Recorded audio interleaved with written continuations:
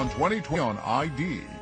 Skylar's parents are beside themselves. Their daughter is gone. Can you imagine? It's evil. A popular teenage girl lured from home for a mysterious joyride in the middle of the night, but she never comes back. I was scared to death. I didn't know where my baby was. Does this chilling game by BFFs hold an answer? Would you guys rather suffocate or get shot? Get shot. Shot. Drowning or suffocating? Suffocating. Inside a jaw-dropping mystery. Maybe there was a fight. Maybe there was something that made her upset. And the secret world of mean girls gone wild. Give me the phone. No, this is over. This is over. Hurry up. From cryptic messages on Facebook and Twitter to a real-life crime scene in the woods. Skylar is screaming why. What happens when three is a crowd and one person gets cast aside? What secrets do they have? And who do you believe when Pretty Little Liars seem to be everywhere? Her words were, "I have to tell you the truth about what happened last night." Best friends from hell. There couldn't be a more fitting description. Unfriended. Welcome to 2020 on ID. I'm John Quinones. Sometimes it can be hard to know who your true friends really are and who may be stabbing you in the back. Especially tough for teenagers navigating the social hotbed of high school. But as Ryan Smith first reported in 2014, no one could have predicted the chilling outcome among a tight threesome everyone thought would be BFFs forever. They were 16 and inseparable. Best friends. High school sophomores Sheila, Skylar, and Rachel. It was always those three together. You barely ever saw one of them by themselves. Silly in their selfies. Giggly teenage girls. They're pretty, they're sociable, they're popular. But behind their smiles, secrets that would shock everyone they knew. The level of deception, it's mind-boggling. The police were just as shocked as we were. No one was expecting anything like that. Pure evil. Nestled in the Green Mountains of West Virginia, the city of Morgantown, home to West Virginia University, known as a friendly family place. What's it like here in Morgantown? It's peaceful. It's a small town that's growing really fast. Nice people. Dave and Mary Neese lived in an apartment in the tiny Morgantown suburb, Star City. Dave works at a local Walmart, Mary at a medical office. Their lives wrapped around their only child, Skylar. Hey, gorgeous. Treasuring every spin. What a beautiful ballerina. Every laugh. And every childhood memory. It was the time she had a tea party for me, and after Mary came home, she noted that Skylar couldn't reach a faucet. I've been drinking toilet water for the whole tea party. That was a good memory. At the time, it wasn't a good memory. Yeah, I'm a crazy girl. Daddy's a crazy boy. She was Daddy's little girl. I spoiled her beyond rotten. Skylar was very loyal to her friends, the people she thought was her friends.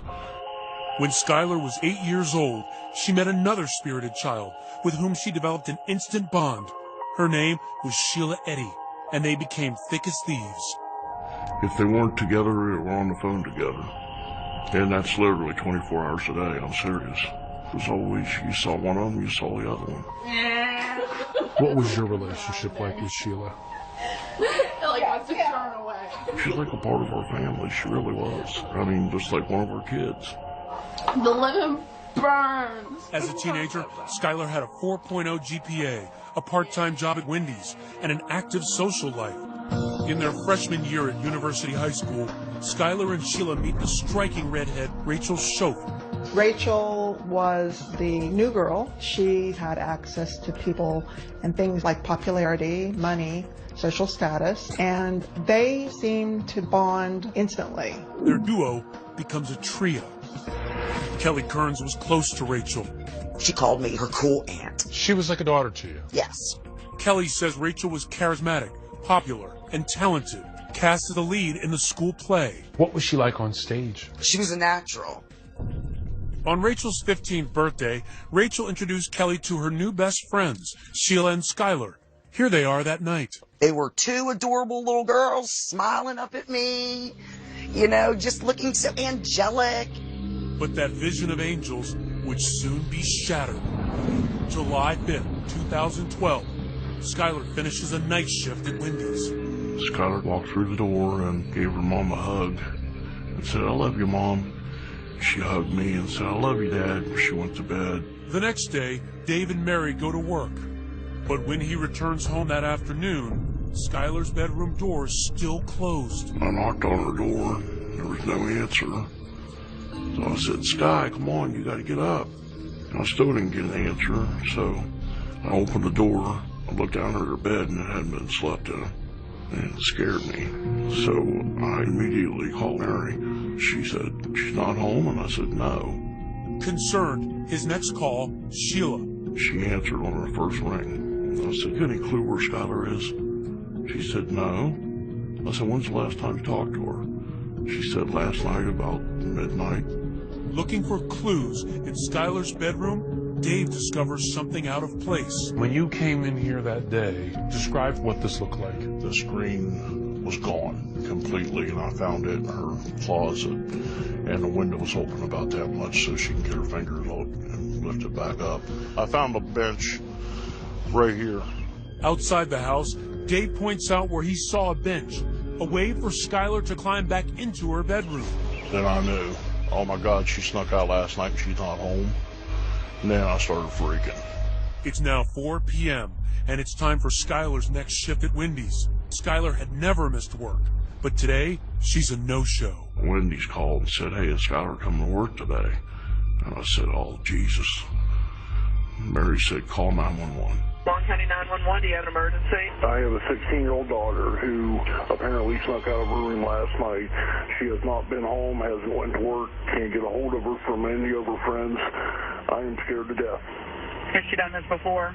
No." Just then, Mary gets a phone call from Skylar's best friend, Sheila. What did she say? Her words were, "I have to tell you the truth about what happened last night." She proceeded to tell me that her, Skylar, and Rachel had snuck out the night before, and that they had driven around Star City, were getting high, and that the two girls had dropped her off at the end of the road because she didn't want to wake us up sneaking back in. I was scared to death. I mean, I didn't know where my baby was. It was horrible. Sheila and her mother come over and offer to help in the search for Skylar.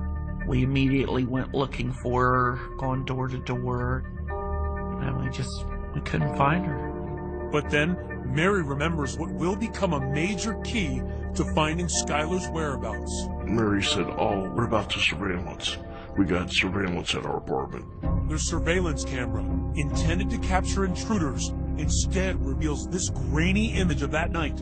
A car pulls up at 12:30 a.m., 30 minutes after Sheila says she dropped Skylar back near home. Minutes later, Skylar is seen sneaking out of the house. She slips into the car and disappears. What were you thinking when you saw her head flash on that screen and she's walking to that vehicle? For a second, I felt relief because at least I know she didn't get abducted or anything, you know. And it wasn't like she was pushed in. She willingly got in the car. What did police tell you that they thought happened? They thought that Sheila had dropped her off and Skylar came back home and then snuck out again. For Officer Jessica Colbank and Corporal Ronnie Gaskins, the video is their best and only clue. What were you looking for? Anything. Trying to get pictures of the tires, the rims, but it's just too grainy. And it just raised millions of other questions of who did she go with and where did she go?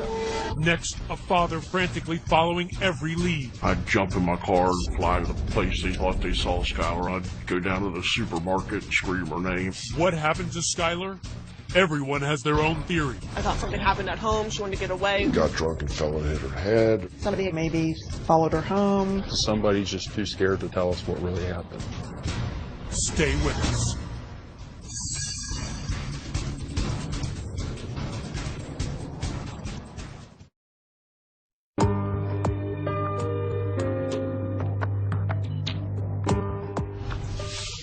No one has seen or heard from Skylar Neese for days. But is she really missing, or just a defiant teenager who's run off? Even her friends are unsure. Ryan Smith picks up the story as police focus on their one and only clue. This is the last sighting of 16-year-old Skylar Neese. Surveillance video outside of her home in West Virginia. An eerie vision as she sneaks out of her bedroom, enters an unknown car, and vanishes. Surveillance video from the James Place apartments showed the 16-year-old girl willingly leaving the complex. A parent's worst nightmare. Anyone with information on Skylar's whereabouts? She seems to have left home voluntarily, so police do not activate an Amber Alert. Officer Jessica Colbank is assigned to the case 2 days after Skylar's disappearance. Did you think it was a runaway case at that point? It does happen. Kids run away, they come home a couple days later, or the parents find them. Skylar's parents, Dave and Mary, are frantic. Dave pleads on local TV for help, begging his daughter to come home. We love you. Come home as soon as you can, baby. Honey, if you're scared, don't be scared. You're not in trouble. We need to talk, and that's all, honey. Just come home.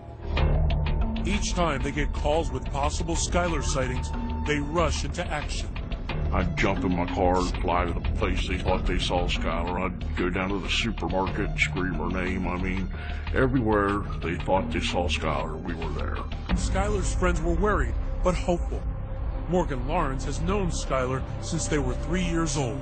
I thought maybe there was a fight, maybe there was something that made her upset, and that she'd be back the next day. I thought maybe something happened at home, she wanted to get away. Amarette Hughes, another friend, writes Skylar messages on Facebook, pleading with her to come home. Hi, beautiful, I love you and I miss you. Come home soon. The inseparable trio of Skylar, Rachel, and Sheila is now missing a key member. As for Rachel, just hours after Skylar's disappearance, she's happily posing for pictures on a boat with her family friend Kelly Kearns. But Kelly says Rachel is worried about her missing friend. I mean, she was texting all the time. She seemed urgent. Meanwhile, her other best friend Sheila is in constant contact with Skylar's parents, helping them post missing person posters, tweeting messages like this: was really waiting for Skylar to come home today. Just days after Skylar's disappearance, Sheila comes to the Neese's home, devastated, with a special request. She says, is it okay if I go back and sit in Skylar's room for a few minutes? She was crying, Sheila was. Crying pretty hard, and she was sitting on her bed, so I just sat down on the bed beside her and rubbed her back. So I was trying to, console her, make her feel better. She was going through the same thing we were going through, just at a smaller level, I mean, this is our baby that's gone, and we're flipping out, and her best friend's gone. I mean, it's horrible. Days turn into weeks, and still no sign of Skylar. No activity on her cell phone or bank card. And her parents doubting the runaway theory. She didn't take her cell phone charger, she didn't take her contact lens solution or her contact Apparently she was planning to come back fairly quickly. And in tight-knit Morgantown, people are searching for Skylar and wondering what could have happened to her. Like local crime writers Jeff Fuller and Dateline Berry. There were lots and lots of rumors floating around. Got drunk and fell and hit her head. Somebody had come through the drive-through window where she worked at Wendy's, and they, maybe followed her home. Or that she'd met someone on the internet. And then a possible break in the case. 2 bank robberies in nearby Blacksville. Corporal Ronnie Gaskins hears rumors that money from the robberies was used to buy drugs for a local teen party. Skylar had supposedly overdosed on heroin. She died. People there panicked, and they disposed of the body. And where did that lead take you? We weren't coming up with anything. Sheila and Rachel, the last 2 people to see Skylar, had nothing to add to their story. They picked up Skylar at 11 p.m., took a joyride through the winding back roads of rural Star City, smoked pot, then dropped her off before midnight. Very often, the last person to see the victim alive is looked at with grave suspicion. In this case, the girl's story seemed relatively innocent. So, police had no reason to believe both of them were lying. But for Officer Colbank, it's the small, unspoken signs that make her suspicious. Take me back to that moment where you go to speak to Sheila the first time. Just complete blank on emotions. There was absolutely nothing. It was like ice over. It made me uneasy. Colbank's meeting with Rachel, the high school drama star, also strikes her as odd. She was really nervous. Which has got to be a red flag. What does she have to hide? Their stories were verbatim the same. No one's story is exactly the same unless it's rehearsed. And she's an actress, so she can memorize lines. I'm sure they had it written down somewhere. Okay, this is our story. We've got to stick to it. Everything in my gut was, Sheila is acting wrong. Rachel is scared to death.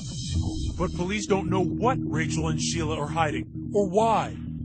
Meanwhile, Skylar's parents are grasping for any clues, taking a closer look at the bad influence Sheila had become on their daughter.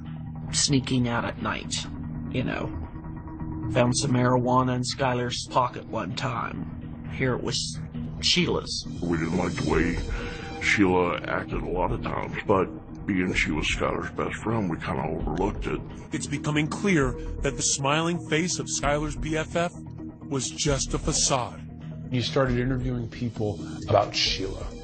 How would they describe her? What was she like? Shady, sketchy, sneaky, and pretty manipulative. Skylar's friend Morgan says Sheila rubbed her the wrong way. She was very self-centered. She would almost do whatever it took to kind of get her way. Amoret says Skylar confided in her that there were cracks in the clique. Her best friends were snubbing Skylar. These pictures that Sheila posted on the website Meet Me suggest Skylar had become a third wheel. She just thought that they were becoming closer, so they were just pushing her out. She was really upset about it. The slights were sometimes subtle, but clear as day for Skylar. They were dressed the same. They both wear dresses or skirts, but they wouldn't tell Skylar, and they would say it was more like a coincidence, but I secretly think that they planned it. Are Sheila and Rachel hiding a secret about what happened to their best friend? Officer Colbank is determined to find answers, to bring the niece's daughter home. And I promised Dave and Mary the very first day that I met them, I said, I'm a bulldog in my investigations. I said, I don't care if it takes me 10 years to find the truth. I will eventually find it. Next, the girls play a strange, secret game, captured on camera by Skylar. Drowning or suffocating? Suffocating. Where would it lead? Stay with us.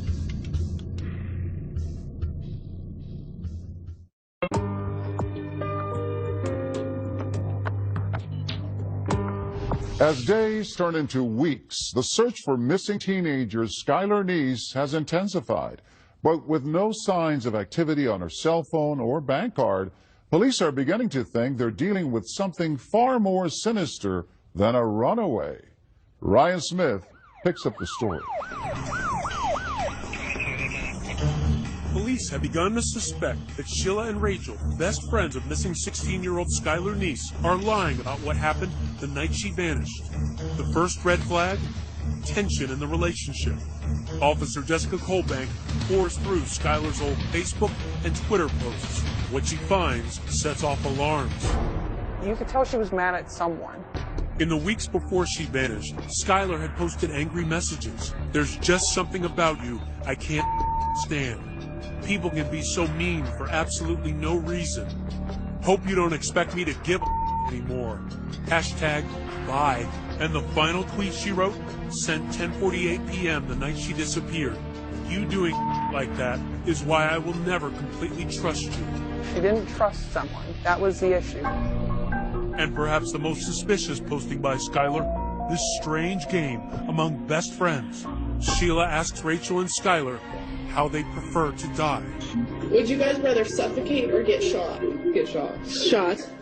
Drowning or suffocating? Suffocating.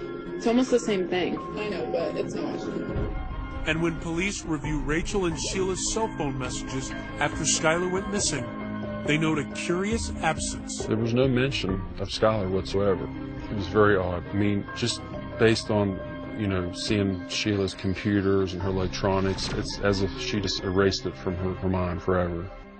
Skylar has been missing for months. Despite her parents' concerns about Sheila's bad influence, they're convinced that Sheila is simply grieving over her lost best friend.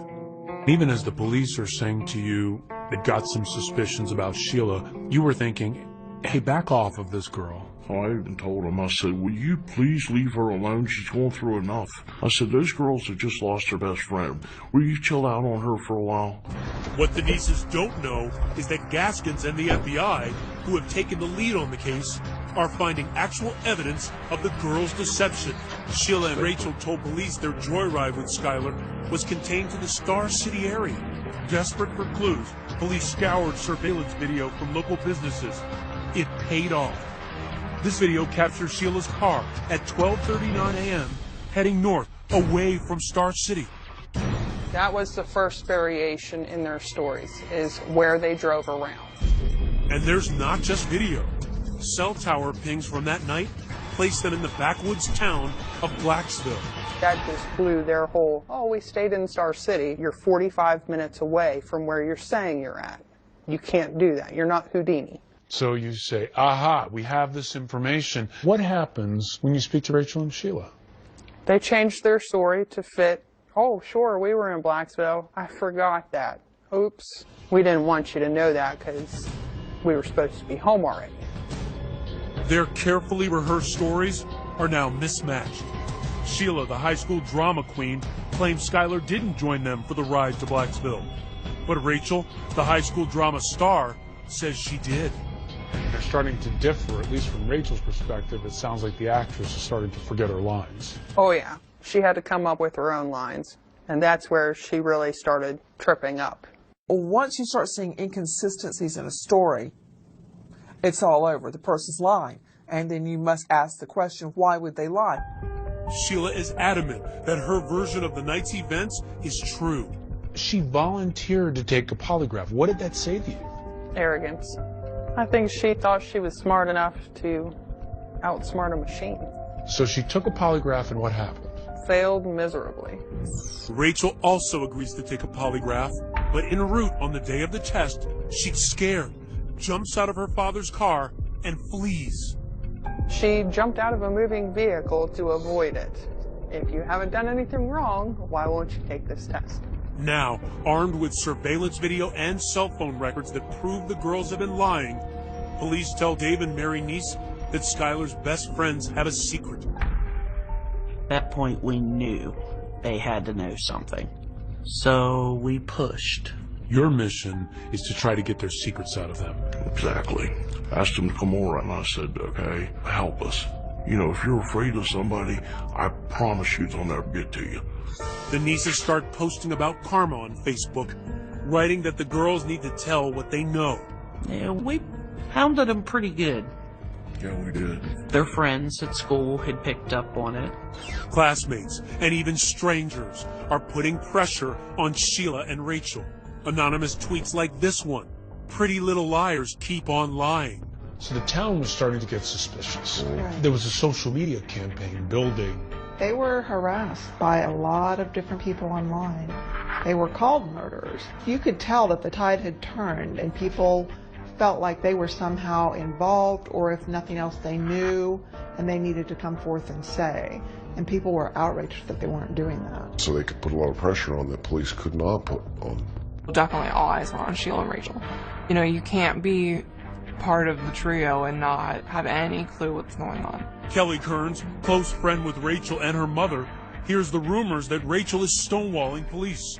I'd get a text from people, why isn't your friend's daughter cooperating?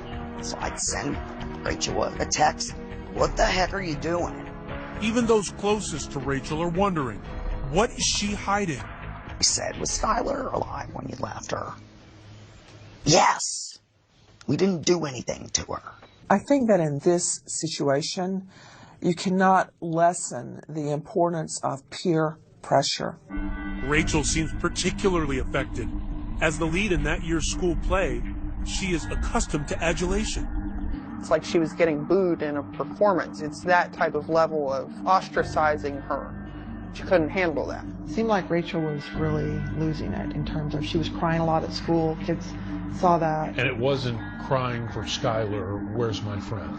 No. No, there was a few places where Sheila was sort of crocodile tears on Facebook, but no, there's never any real hint.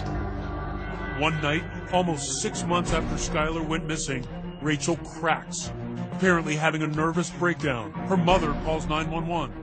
I have an issue with a 16-year-old daughter of mine. I can't control her anymore. She's screaming. She's running through the neighborhood. Give me the phone. Joe, this is over. This is over. Hurry up.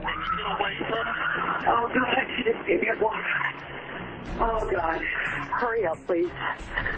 Seemingly suicidal, Rachel is admitted into a local psychiatric hospital. What happens there has never been revealed.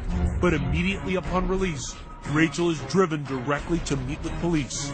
She's just nervous, she's shaking. And the impression I got was, all right, now the truth's finally going to come out. Next, you'll never believe what Rachel tells police. This was something totally different from what you expected. It struck me as unbelievable. Skylar's last moments revealed. There was no accident. Man, this is dark and creepy. Just imagine these girls are out here after midnight. Stay with us.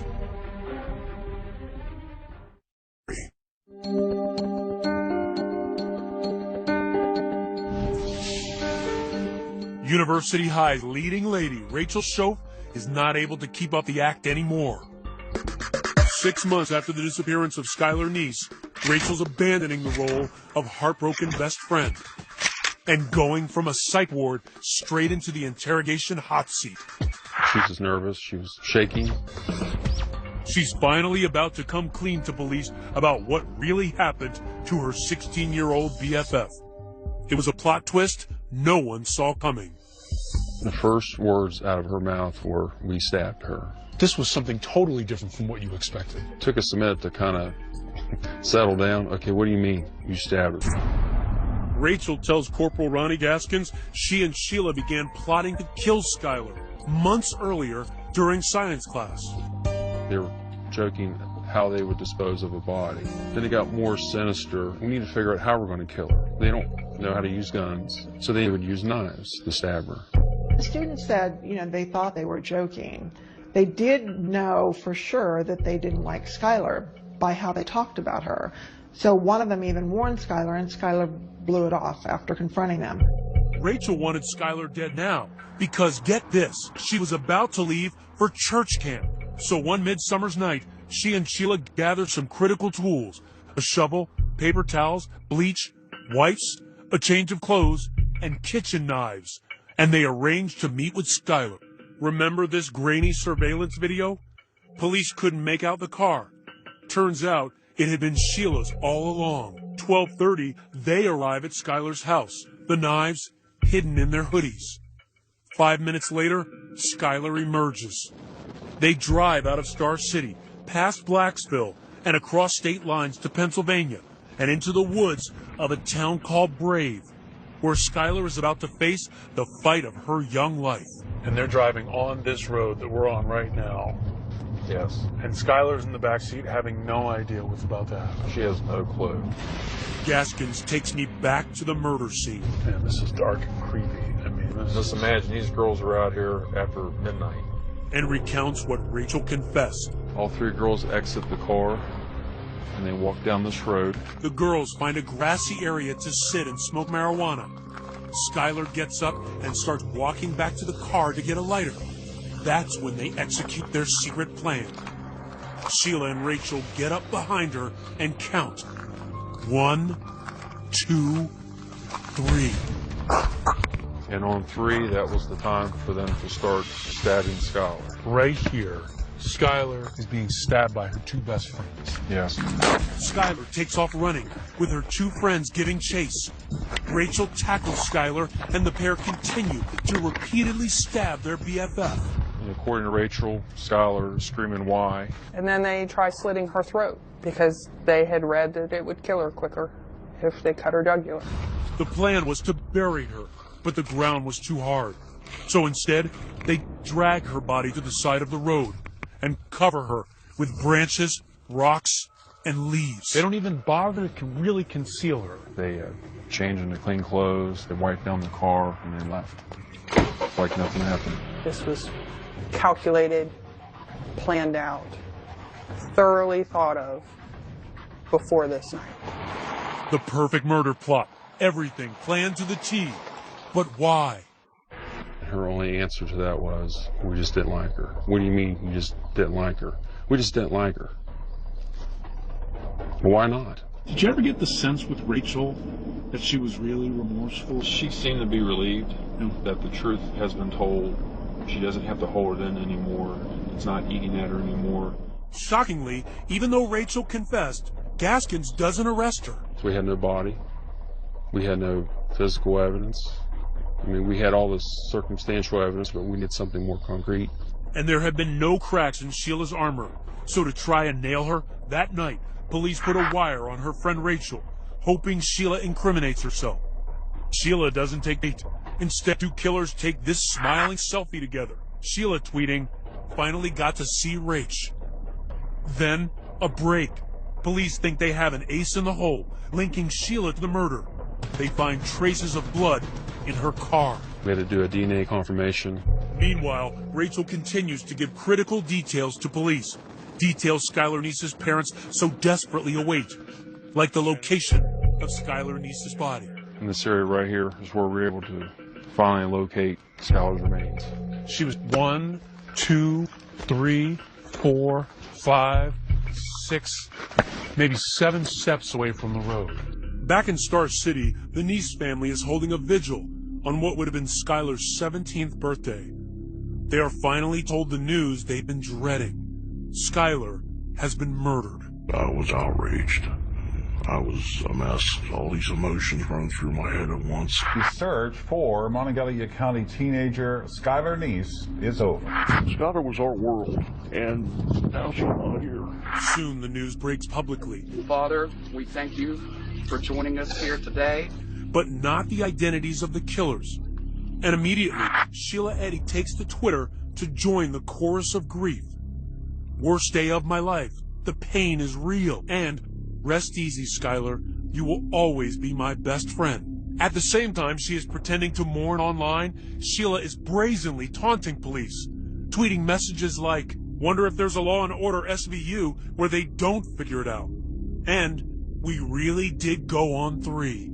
A seemingly blatant reference to the crime. But what Sheila doesn't know is that authorities get their biggest break yet. Conclusive evidence linking her to the murder. A DNA match confirms that blood from the trunk of Sheila's car is Skylar's. It's that final piece that really nails Sheila. That was news that I was waiting to hear.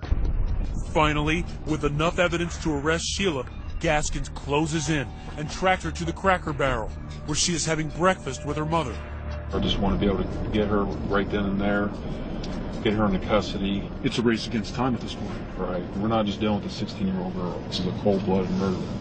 It's the end of the road for Sheila. She is leaving the Cracker Barrel just as Gaskins pulls up, cuffing the teen killer right there in the parking lot.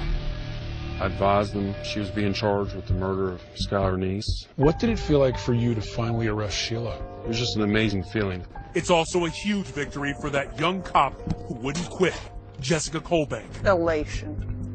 Pure joy. What did you say when you brought her to jail? Home sweet home. And then we shut the door with a big old grin on my face. Case closed for Colbank, but for Skylar's parents, Dave and Mary, Sicko. Learning the killer's identities not only brought more heartache and devastation, but also fury. They're acting like they really care. And they're the ones that's responsible for the whole thing the whole time. Casting devastating new light on that moment when Sheila was overcome with emotion in Skylar's bedroom. Oh my lord, we believe that garbage. Can you imagine? Your daughter's killer sitting on your daughter's bed, crying, and the mother putting her arms around her daughter's killer. Skylar trusted those two little witches, and it cost her life. But friends like that, you don't want any enemies, that's for sure. How could they do that to their best friend? And the reason Rachel gave? That they just didn't like her? That's the biggest line of crap I've ever heard in my life. There has to be a reason.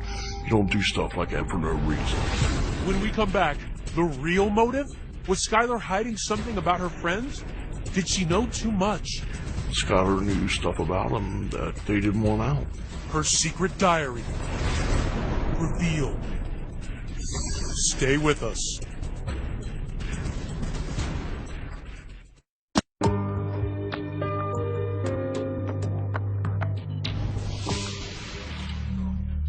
She's a killer nobody would have suspected. The fresh-faced high school senior, Sheila Eddy, smirking in her first court appearance. After months of secrecy, the truth is revealed. Skylar Neese's best friends, Rachel and Sheila, were actually her worst enemies. The shocking news, they had lured her into the woods and brutally stabbed her to death. The search for Skylar Neese is over. Rachel confessed. 2 teenagers implicated for stabbing a third friend to death. Many of Skylar's friends hear about it at school.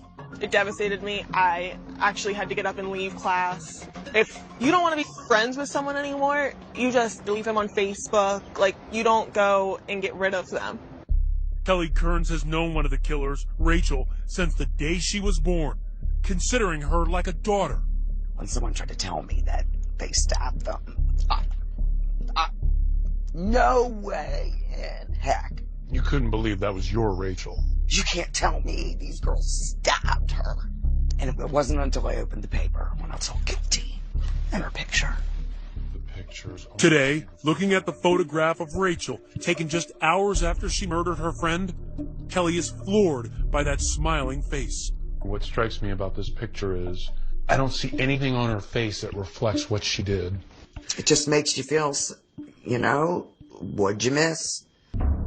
And at the heart of the wrenching questions, how could 2 teenagers kill their best friend? They say they just didn't like her anymore, which is typical of teens, but teens typically don't kill each other when they fall out of like. Dateline Berry and Jeff Fuller believe envy may be part of the answer. Skylar, on some level, probably represented to Sheila and Rachel what they lost or could never be, and that was her wholesomeness. She wanted to stay focused on her goals of going to college, becoming a lawyer, being a self-sustaining individual that gives back to society. And Rachel and Sheila, somewhere along the way, they lost that. And Skylar was a reminder of something that they weren't going to be able to accomplish. So it's almost a jealousy. Yeah. She's the buzzkill. Yeah, she's the buzzkill. I think it was because Skylar knew stuff about him that they didn't want out. Stuff, he says, that was hidden in Skylar's diary, where he says she wrote about a sexual relationship between Sheila and Rachel, which she witnessed at a sleepover at Rachel's house. Dateline Berry and Jeff Fuller describe the incident in intimate detail in the book they've written called Pretty Little Killers. Sheila and Rachel became involved sexually, it appears. Skylar was forced to watch because she knew if she left the bedroom, they had all been drinking and they'd all be in trouble. Several weeks after the sleepover, Skylar tweets, "I'd tell the whole school all the I have on everyone," which is a lot.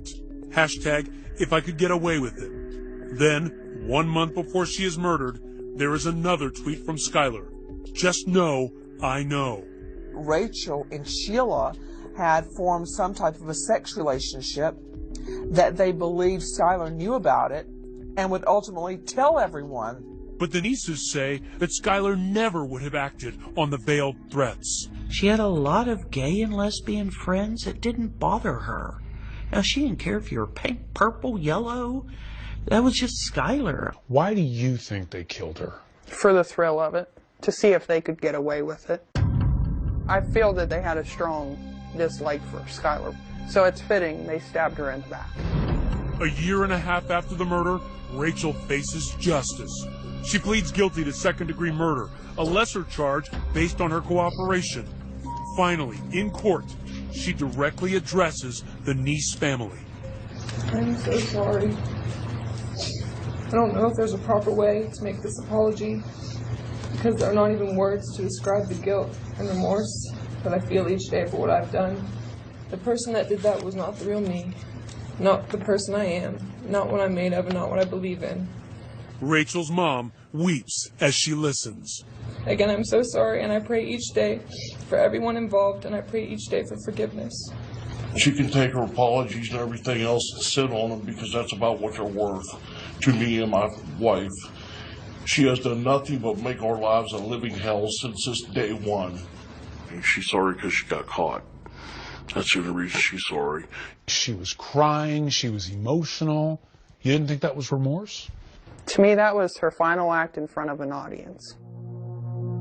She's the big actress, star of the high school plays. This was her last Broadway performance. At her arraignment, a defiant Sheila Eddy pleads not guilty. Sheila Eddy, how do you plead? Not guilty. But later, in a surprise development, she changes her plea. Sheila Eddy, how do you plead to the offense of murder in the first degree? Guilty. Guilty to first-degree murder. She offered no words of remorse. Why do you think that Sheila has never apologized? Because she's not sorry. You don't apologize for murdering somebody in cold blood. Because she meant to do it. It's a good thing she didn't give an apology. People think it's horrible because she didn't. I commend her. Don't stand up there and lie to me and tell me you feel guilty. Rachel's family described her actions in a statement as unforgivable and inexcusable. Sentenced to 30 years, she's now serving time in an adult prison. The same prison, in fact, where Sheila, the girl she turned in, is now serving a life sentence. But both girls could be released on parole by their early 30s. If I'm dead and gone, somebody will be there to make sure they talk to the parole board and these animals don't get out of their cages. If you could say anything to Sheila and Rachel right now, what would you say? Rotten hell. Skylar's friends are still trying to process their loss and mourn the milestones they are experiencing without her. Skylar never got to go to a prom. Isn't that your boyfriend? Mary and Dave never got to see her get all dressed up and get the bouquet and get everything else. And graduation was definitely one of the hardest. That week was a little rough. In memory of their only child, Dave and Mary Neese helped pass Skylar's Law in West Virginia. It requires Amber Alerts for all missing children. This is Skylar's room. When you come in here, does it give you any sense of Skylar now? Yeah, it still does. They continue to treasure every item that belonged to Skylar. Some of them don't mean anything. They were hers, so we'll always keep them. She has a bunch of cards and drawings. Yeah, see, her friends were always sending her a birthday wish for my friend. Uh-oh. That's what I think of that one. That was from Sheila, by the way. The card reads, "Happy birthday, love Sheila, BFF, love you like a sister for life." For Dave, it's just one more reminder of the searing betrayal that has destroyed their world.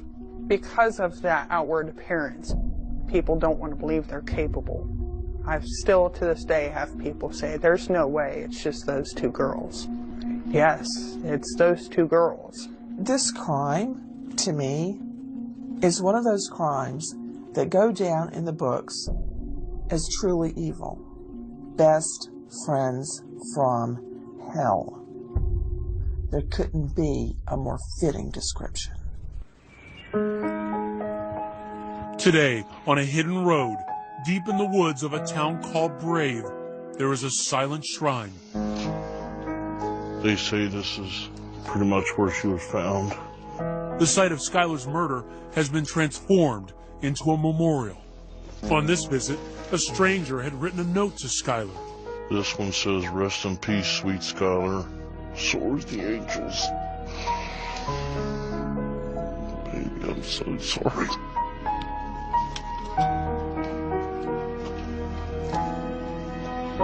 If there's one lesson to be learned in here, and one lesson only, know who your friends are.